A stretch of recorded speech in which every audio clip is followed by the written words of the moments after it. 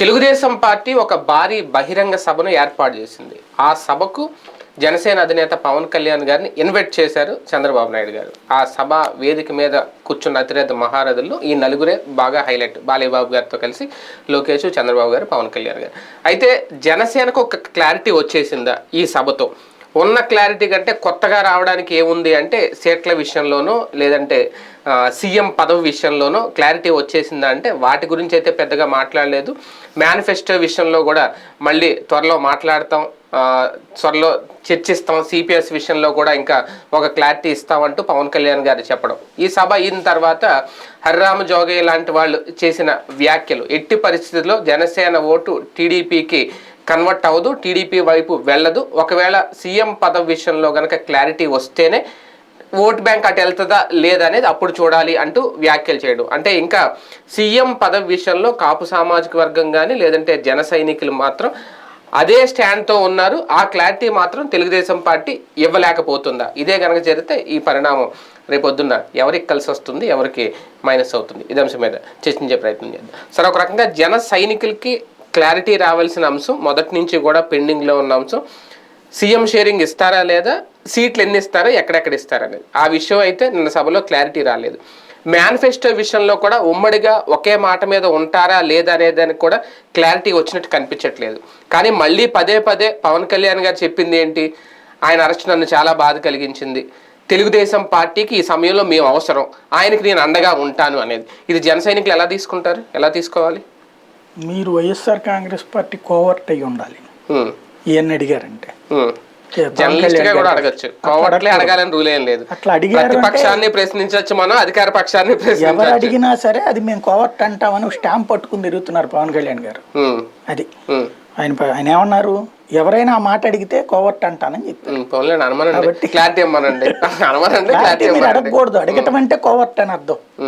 ఆంధ్రప్రదేశ్ రాజకీయాల్లో పవన్ కళ్యాణ్ తీసుకొచ్చిన ఒక విచిత్ర రాజకీయం ఏంటంటే, ఆంధ్రప్రదేశ్ రాజకీయ చరిత్రలో కమ్యూనిస్టులు కానీ అంటే అసలు నేను చూసిన ఈ 30 ఏళ్ల వ్యవస్థలో ఇంత దరిద్ర పరిస్థితి ఎప్పుడూ లేదు.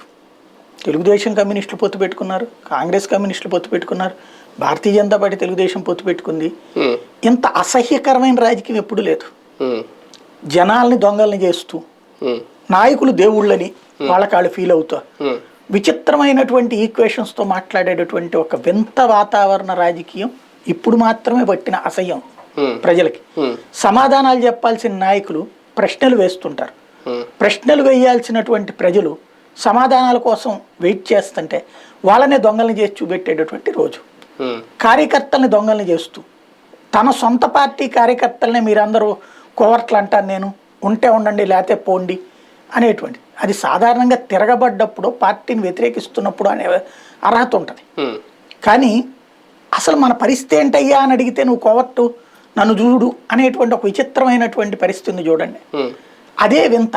టీడీపీకి అండగా ఉండాలి, టీడీపీని గెలిపించడమే నా ఆశయం, టీడీపీకి క్లిష్ట పరిస్థితుల్లో నా అవసరం ఉంది, మరి దీన్ని ఏమంటారు? దీన్ని టీడీపీ కోవర్ట్ అని అనొచ్చా? అనకూడదు కదా.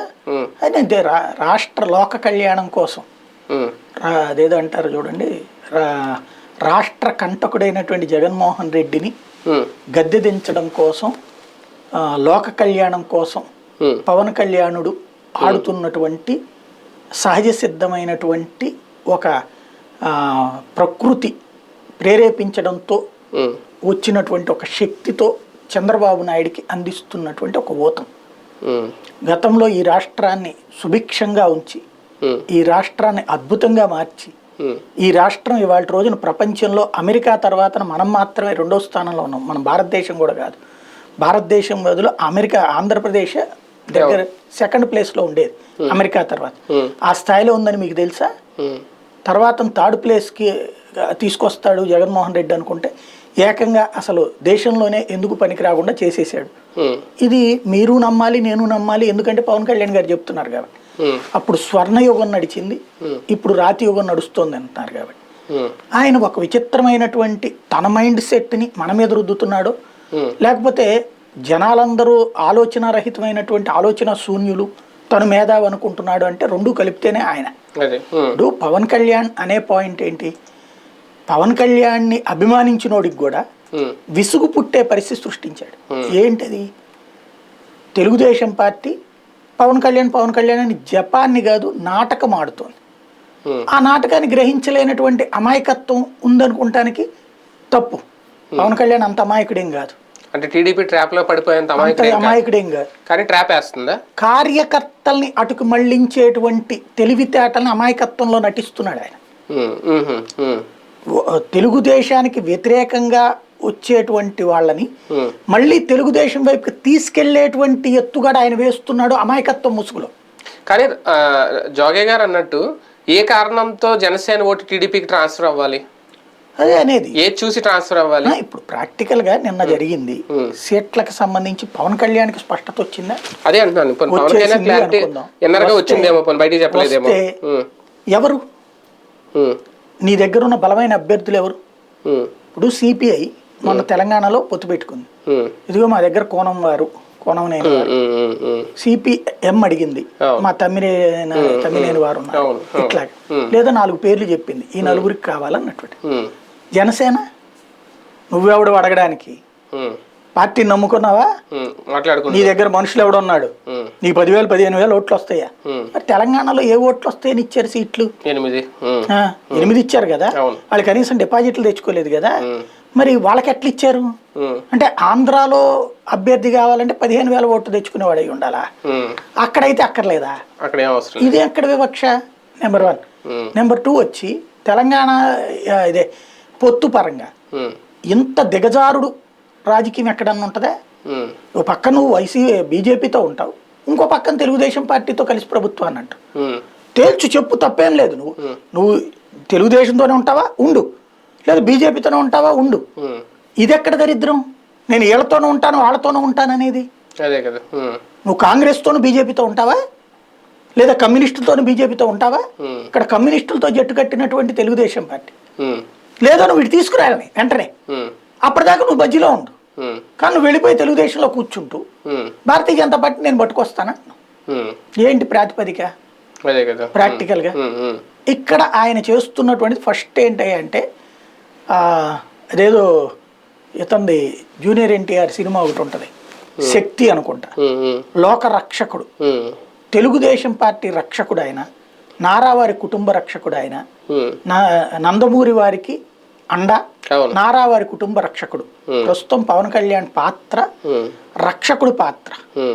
ఆయన చేస్తున్నటువంటి పనల్లా తెలుగుదేశం పార్టీకి పునర్వైభవం తీసుకురావడానికి తన శక్తియుక్తులన్నీ దారపోస్తున్నటువంటి చిత్తశుద్ధితో పనిచేస్తున్నటువంటి కార్యకర్త. దానికోసం తనని నమ్మిన వాళ్ళని త్యాగం చేశాడు, తనని నమ్ముకున్నటువంటి వాళ్ళని త్యాగం చేశాడు. రేపు పొద్దున తెలుగుదేశం ఇచ్చే అభ్యర్థులను తన పార్టీ తరపున పోటీ చేయించి మరొక త్యాగం చేస్తాడు. చంద్రబాబు తర్వాత లోకేష్ వారసత్వాన్ని తీసుకొచ్చి అధికారంలో కూర్చోబెడతాడు. తనని నమ్మిన భారతీయ జనతా పార్టీని బలవంతంగానైనా తీసుకెళ్లి తెలుగుదేశంతో ముడిపెడతాడు. రాబోయేటువంటి రోజుల్లో ముగ్గురుతో జట్టు కట్టి జగన్ ప్రభుత్వాన్ని గద్దెదించడం కోసం అని చెప్పేసి చంద్రబాబుని, ఆ తర్వాత ఆయన కుమారుడు లోకేష్ని అధికారంలోకి తీసుకురావడం అన్నటువంటి దానికి నిన్నటి వేదిక అన్నటువంటిది ఒక ఫైనల్ అనమాట. అంటే పూర్తిగా తన ఆత్మని ఇక్కడ తెలుగుదేశం శరీరంలోకి ప్రవేశపెట్టినటువంటి సందర్భం అది. నేను అబ్జర్వ్ చేస్తే వీళ్ళు ఆల్రెడీ ముందే ఒక సూపర్ 6 అని కొన్ని పథకాలు చెప్పేశారు, ఒక మేనిఫెస్టో టీడీపీ. అదే లోకేష్ గారు చెప్పుకొచ్చేశారు, 18 ఏళ్ళు దాటిన వాళ్ళందరికీ 1,500 ఇస్తామని, తల్లికి వందనం, ఆర్టీసీ బస్సు ప్రయాణం ఉచితంగా ఇస్తాం, ఇవన్నీ చెప్పుకొచ్చేశారు. పవన్ కళ్యాణ్ గారి విషయం వచ్చేసరికి అంటే ఈయన క్లారిటీ ఉందా లేదా అని దాని మీద ప్రస్తావిస్తున్నాను. సిపిఎస్ విషయంలో చర్చిస్తాం మాట్లాడతామని అన్నారు. ఆయన ఆల్రెడీ 10 లక్షల గురించి చెప్పారు గతంలో, యువతకి ఇస్తాం, నియోజకవర్గానికి 500.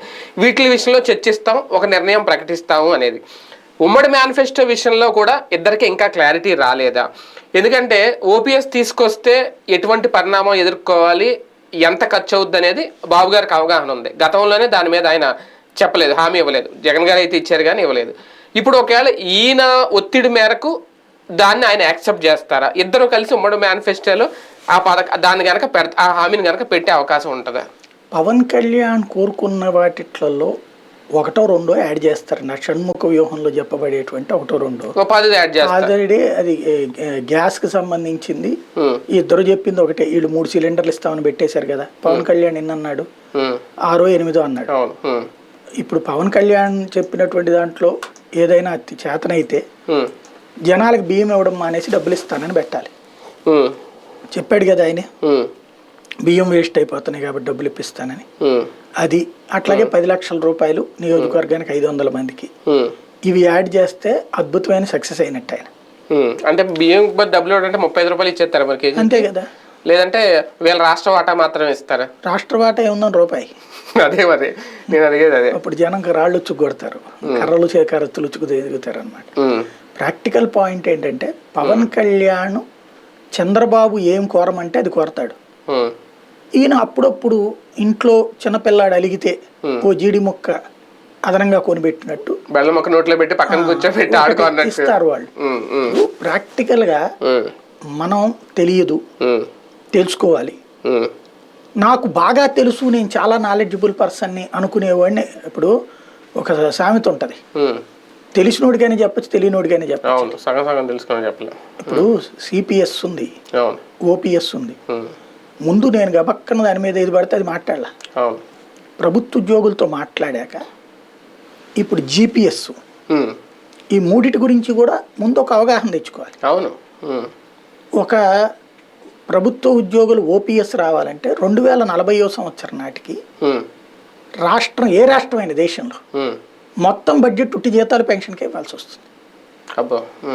ఈ విషయాన్ని లెక్కగట్టి 99-2004 వాజ్పేయి ప్రభుత్వం అక్కడ ఉండగానే నిర్ణయం తీసుకున్నారు సిపిఎస్ అని. అంటే ఇప్పుడు రిటైర్ అయ్యే సమయానికి ఎంప్లాయీ జీతం ఎంత ఉందో దాంట్లో సగం జీవితాంతం పెన్షన్ కింద ఇవ్వాలి ఓపీఎస్ అంటే, అదే కదా. ఇంకా దాంట్లో చాలా ఉన్నాయి బెనిఫిట్స్. ఏంటంటే ఓపీఎస్ లో అదే కాకుండా అంటే పిఎఫ్ డబ్బులు, పిఎఫ్ ఇది వస్తుంది, ప్లస్ చనిపోతే భార్యకు వస్తుంది, ప్లస్ డిపెండెంట్కి వస్తుంది, ఇవన్నీ ఉంటాయి బెనిఫిట్స్. దాంతో పాటుగా ఓపీఎస్లో మీకు ఫర్ ఎగ్జాంపుల్ చివరి రోజున రిటైర్ అయ్యే రోజు 50,000 లక్ష రూపాయలు జీతం అనుకోండి, మీకు 50% కింద 50,000 పెన్షన్ రావాలి కదా.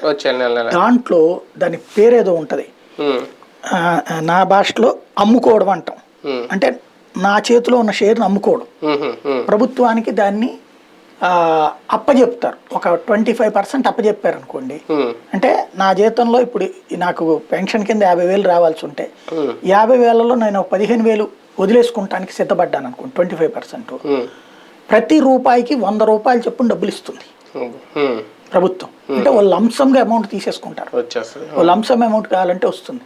అది సిపిఎస్ లో ఉండదు, ఓపీఎస్ లో ఉంటుంది. జిపిఎస్ లో మీరు చెప్పినటువంటి 50% ఇచ్చింది జిపిఎస్ కూడా. జిపిఎస్ కూడా 50% చేశాడు జగన్, సిపిఎస్ లో లేదు. అది సిపిఎస్ లో అయితే 20% వస్తుంది మీరు రిటైర్ అయ్యే రోజున అమౌంట్ లో. అది కూడా మీ నెల 10% డబ్బులు కట్టాలి మీరు. సిపిఎస్ స్టార్ట్ అయినప్పటి నుంచి 2004 నుంచి స్టార్ట్ అయింది, అప్పటి నుంచి 10% కట్ చేసుకుంటారు. ఆ 10% ప్రభుత్వం జమేస్తుంది. అది టోటల్ గా మీరు రిటైర్ అయిపోయే టైంకి వచ్చేటువంటి దాంట్లో 20% వస్తుంది. బట్ జిపిఎస్ లో 50% పెట్టారు. అది అంటే మామూలు పెన్షన్ దారికి వచ్చినట్టే వస్తుంది, కాకపోతే ఇట్లా అమ్ముకోవడానికి లేదు. నెంబర్ 1. రెండోది, ఇతను చనిపోయాక వీళ్ళ భార్యకి రాదు, డిపెండెంట్కి రాదు. ఈ రెండు అందులో లేవు జిపిఎస్ లో. మెయిన్ పెన్షన్ అయితే ఇచ్చారు అందులో కూడా. ఇది అసలు వాస్తవం మనం తెలుసుకుని చేయాల్సింది. రెండోది, ఎందుకు అంత అవుతుంది అంటే భారాలు. ప్రభుత్వాలు ఏ పని చేయకుండా కూర్చోబెట్టి, ఇప్పుడు 25-30లో ఉద్యోగాల్లోకి వస్తారు, మాక్సిమం 30-35, 58 వరకు రిటైర్మెంట్, ఇప్పుడు 60 పెంచారు, 62 అనుకుంటా. ఇప్పుడు ఒక 30 ఏళ్ళు పనిచేస్తున్నారు. వీళ్ళ ఆరోగ్యకరమైన ఆహారమే తీసుకుంటారుగా, డబ్బులు బాగానే ఉన్నాయి కాబట్టి. ఆరోగ్యకరమైన ఆహారం తీసుకున్నప్పుడు 80-90 దాకా వీళ్ళకి అవకాశం ఉంటుంది, ఏదో తీవ్ర అనారోగ్యాలు లేకపోతే. అంటే ఒక 30 ఏళ్ల పాటు ఈ జీతం ఇంకో 30 ఏళ్ల పాటు అవి భరించాల్సి వస్తుంది. ఎక్కడి నుంచి వస్తాయి? అది ఇక్కడ అసలు సమస్య. దానికి ఒక ఎమికబుల్ సొల్యూషన్ అని ఇప్పుడు సిపిఎస్ పెట్టారు. ఈ గొడవల తర్వాత ఇక్కడ జిపిఎస్ పెట్టారు. నువ్వు ఓపీఎస్ తేవాలి అంటే భారీ తేడా. ఇప్పటికే హామీలు ఇచ్చిన కాంగ్రెస్ ప్రభుత్వాలు వర్కౌట్ చేయలేకపోయినాయి. ఇప్పుడు ఈవెన్ తెలంగాణలో కూడా అదే ఇష్యూ, జస్ట్ హామీలు ఇస్తారు. కాబట్టి అట్లాంటి ఇష్యూస్ అన్నటువంటి దాన్ని ఎంత కెలక్కుండా ఉంటే అంత బెటర్. రెండవది, ఇక్కడ ప్రధానమైనటువంటి అంశం ఏంటంటే అసలు తన ఎజెండాతో నడిచే పరిస్థితిలో లేడు. ఇంకొకటి, 10 సంవత్సరాల పాటు చంద్రబాబు ఆయన కొడుకునే వారసుడుగాని నొప్పేసుకున్నాడు. ఈయనే చెప్తున్నారు 10 ఏళ్ల పాటే, ఏడాది కాదు 2 ఏళ్ళు కాదు, క్రిందసారి 10 ఏళ్ళు వద్దాం అనుకున్నాను నేను, కాబట్టి చివరిలో నేను మిస్ అయిపోయాను అని చెప్తున్నారు. అందువల్లనే జగన్ వచ్చాడని. అందులో విచిత్రం ఏంటంటే ఈయన యువతలకు వస్తే ఈయనకి 6% ఓట్లు వచ్చింది, వాళ్ళకి 40% ఓట్లు వచ్చినాయి. ఒకవేళ కనుక తెలుగుదేశానికి 49% ఓట్లు వచ్చి ఈయనకు ఒక 5% ఓట్లు వచ్చి జగన్కి గనక 51 దగ్గర గెలిచి ఉంటే గనక, ఇదే 45 దగ్గర 48 దగ్గర 49 దగ్గర గెలిచి ఉంటే గనక ఈయన చెప్పేదానికి ఒక అర్థం ఉండేది. ఇద్దరు కలిపితే 46%, జగన్కి వచ్చింది 51% అక్కడ. అయినా నా వల్ల జగన్ గెలిచాడు అంటున్నాడు ఆయన. మరి అది ఏ రూట్లో ఉంది అంటే ఒకటి నిజం ఆయన వల్ల. ఎట్లాగా ఆయన తనని నమ్మిన వాళ్ళకి అనుగుణంగా పనిచేయకుండా తెలుగుదేశం పార్టీ కోసం, తెలుగుదేశం ప్రభుత్వ వ్యతిరేక ఓట్లు చేల్చడం కోసమే కమ్యూనిస్టులతోనూ బీఎస్పీతో కలిశారని జనం నమ్మారు. నమ్మబట్టి జగన్కేశారు. అంటే వాళ్ళు బాబుకి వ్యతిరేకంగా ఉన్నారా, అనుకూలంగా ఉన్నారా? ఇప్పుడు వాళ్ళని బలవంతంగా గుంజుకొచ్చి మళ్ళీ తెలుగుదేశానికి జమ చేస్తానంటున్నాడు. వాళ్ళు తెలుగుదేశానికి జమ వేసేటప్పుడైతే నువ్వెందుకు ఇంకా మధ్యలో బ్రోకర్ అవసరమే ఉంది? డైరెక్ట్గా చంద్రబాబునే నమ్మేటప్పుడు నువ్వెందుకు మధ్యలో? నువ్వేమన్నా సాధించి పెడతావు అనుకోవడానికి గత 5 ఏళ్లలో ఉన్నప్పుడు నువ్వే మద్దతుతో ఉంటివి, ఏం సాధించి పెట్టావు జనానికి? బేసిక్గా ఏమన్నా రుణమాఫీ ఇప్పించావా? డ్వాక్రా రుణమాఫీ ఇచ్చావా? సంపూర్ణ రుణమాఫీ ఇప్పించావా?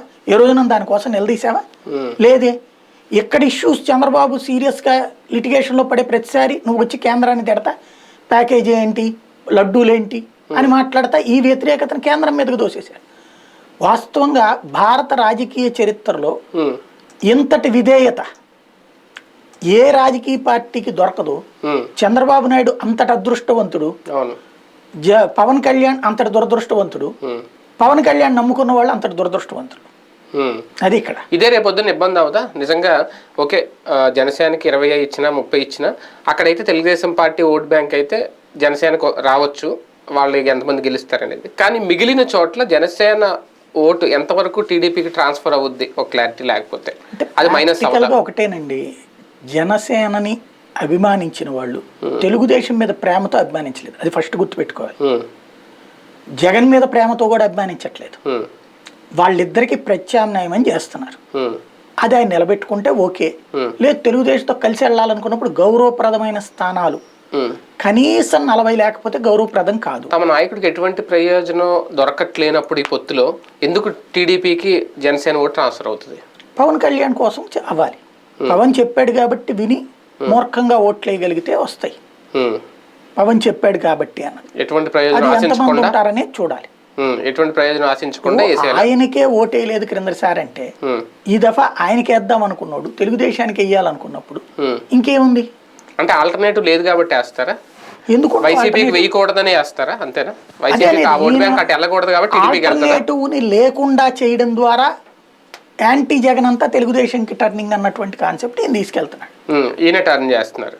జన సైనికులకి అయితే ఇంకా క్లారిటీ రావాల్సిన అవసరం అయితే ఉంది. వాళ్ళు చాలా క్లారిటీతో ఉన్నారు, మనందరికంటే చాలా క్లారిటీతో ఉన్నారు.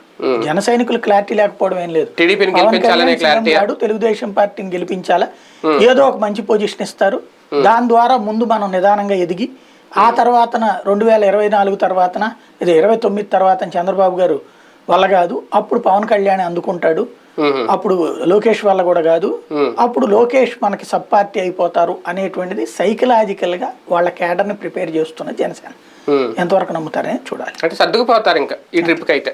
చూద్దాం ఏం జరుగుతుంది. ఒక రకంగా క్లారిటీతో పవన్ కళ్యాణ్ గారు ఉన్నారా, జన సైనికులు కూడా ఉన్నారా? తెలుగుదేశం పార్టీ సభతో జన సైనికులకి జనసేనకి ఇచ్చిన సంకేతం అందరికీ అర్థమైందా? రేపొద్దున నిజంగా హరిరామ్ జోగే లాంటి వాళ్ళు తమ సైనికులతో తిరగబడితే పరిస్థితి ఏంటనేది కూడా ఒకసారి జనసేన ఆలోచించుకుంటే బెటర్.